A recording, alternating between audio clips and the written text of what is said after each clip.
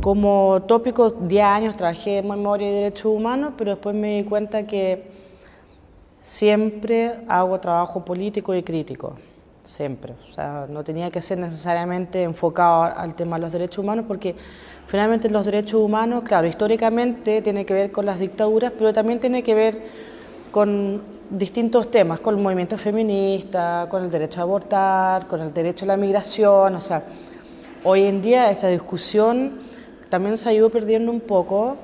Entonces tuve el honor y la suerte de trabajar con Luis Kamitzer, que ya me había leído varios libros de él sobre el tema de la educación y lo que él piensa en el arte, y hizo una exposición bastante pequeña, pero que causó como un poco de angustia, porque eran unas letras que él ponía, que había que poner en el suelo, y las cosas que él escribía eran cosas que te imponían al público.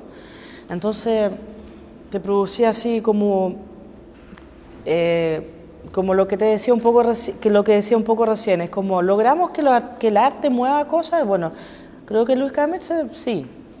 O sea, tú entrabas al espacio, que pegamos todas las cosas que él escribía. Entonces había uno que decía: estabas invadiendo mi territorio. Yo estaba trabajando con 2 venezolanos, yo así me sentía mal. Después le contaba a Luis, me sentía mal porque los tipos me estaban ayudando a pegar esto, y estos eran los primeros inmigrantes que, después de los colombianos, ¿no?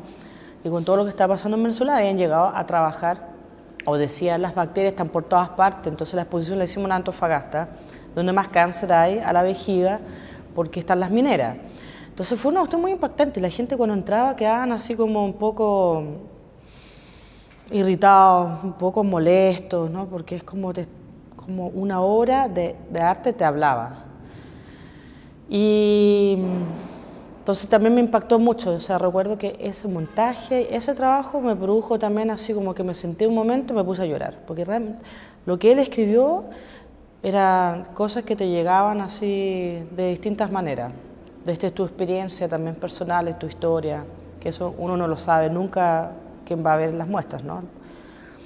Y ahora también trabajo hace muchos años con Roger Ballen, que bueno, es estadounidense, pero vive en Sudáfrica, y hace un trabajo sobre el humano, sobre la experiencia del humano, y que logró desplazar lo que es la fotografía documental a un campo muy amplio, en realidad entró el mundo de las artes visuales, con las instalaciones, con los videos, con la psiquis. También esas son muestras que te producen. La gente también queda bastante choqueada cuando ve los trabajos de Roger Ballen, porque también tiene que ver mucho con su experiencia de vivir en Sudáfrica, haber llegado al apartheid en los años 70, donde él, siendo blanco, además un tipo alto, nunca logró entrar a los sectores de los negros. Entonces yo creo que también para él ha sido muy difícil lograr hacer un trabajo desde la fotografía, y además trabajó en minería hasta los 50 y tanto, y mientras tanto él hacía estas fotos. Y él, por ejemplo, tiene una decisión muy interesante, que solamente trabaja en Johannesburg. No hay foto, hay una que le pidió el New York Times, pero todas las fotos son de ahí, pero él no dice cuáles son los lugares.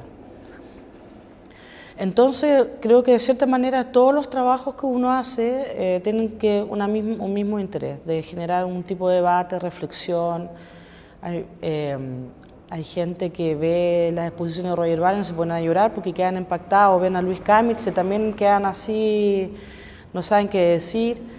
Y este año estamos preparando el de Martha Rosler, que soy una gran admiradora de su trabajo.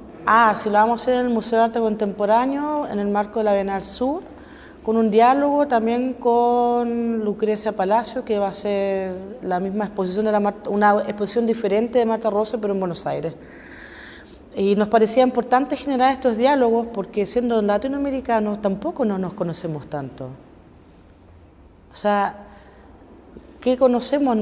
Nuestros intereses en comunes. Tenemos muchas cosas en común, hablamos castellano, hemos tenido dictadura, todos los países tenemos un gobierno de derecha, y ahí son, obviamente, el artista o el mundo intelectual donde más empieza a moverse, el movimiento del aborto, no sé, de los indígenas.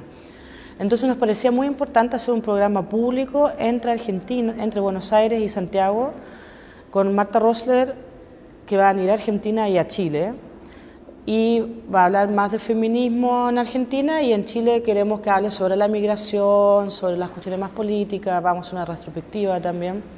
Pero lo que más nos entusiasma es la idea de generar estos diálogos de distintos países. Por ejemplo, yo considero que ya no tiene mucho sentido que yo solamente trabaje con artistas chilenos.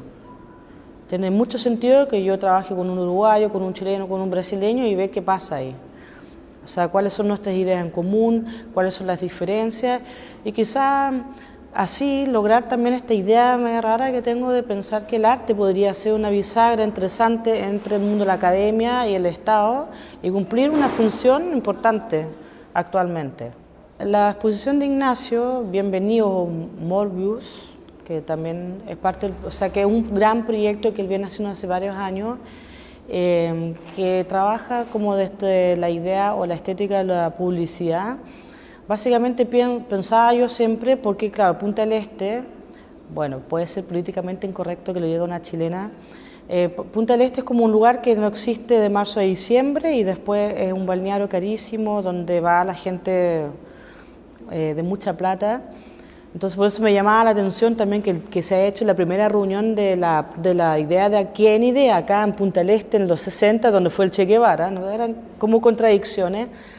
Entonces Ignacio me empezó a mostrar el proyecto, me invitó, y al principio entendía las intervenciones un poco performáticas en hacer estas casas, ¿no? Como estas casas que nosotros reconocemos como casas de gente pobre o gente que está en la calle, ¿no? Entonces en un momento le pregunté, le dije, pero ¿cuál es tu interés en mostrar esto? Porque siempre los artistas tienen su pregunta desde la biografía, así como yo como curadora desde mi biografía no puedo decir que yo trabajo temas de derechos humanos sin decir que soy hija exiliada. Obviamente hay un interés personal, una evidencia personal que es muy importante en los procesos después de investigación curatorial o de artista. Entonces ahí me dice, sí, mira, lo que pasa es que yo mismo viví en una casa que fue hecha por un arquitecto uruguayo, Arana, que eran viviendas sociales y la gente quedó con deuda. Entonces le dije, perfecto, ese es como el motor que movió a Ignacio a hacer esta investigación. Entonces ahí le propuse, hagámoslo más documental, y producimos un cierto tipo de contradicción en estas imágenes a colores, más de publicidad, con estas casas precarias. Entonces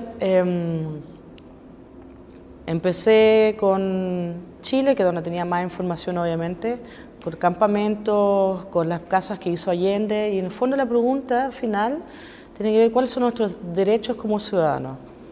¿Es el derecho que todos tenemos o es solamente el derecho de que si eres pobre, por ejemplo, puedes acceder a los beneficios del Estado? Pero en Chile es más bien para la gente pobre.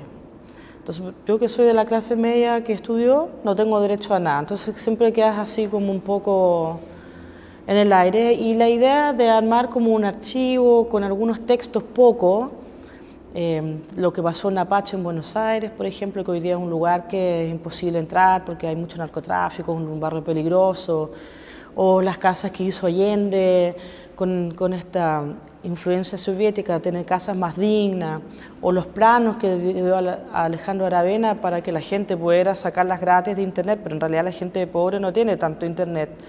En realidad, entonces te preguntas, ¿dónde está el Estado ahí?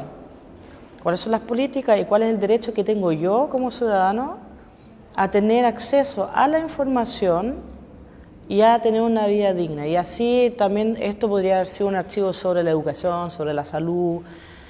Y después también alguien te puede preguntar si eso es arte. Pueden decir que no. ¿Por qué nosotros trabajamos con la idea del archivo? En algunos casos es necesario, ¿no? Pero quizás acá fue más bien la pregunta, como que este archivo le pregunta a la obra de Ignacio cuáles son nuestros derechos y cómo vivimos finalmente. Y dejamos todo un poco abierto también en las condiciones que en América Latina se vive. 104 millones de personas viven en asentamientos informales, que pueden ser incluso más. No sé cuánta gente acá en Uruguay, porque hay cosas que nosotros no sabemos como sociedad, cómo funcionan, porque no tenemos el tiempo o no tenemos el interés básicamente en saber lo que pasa.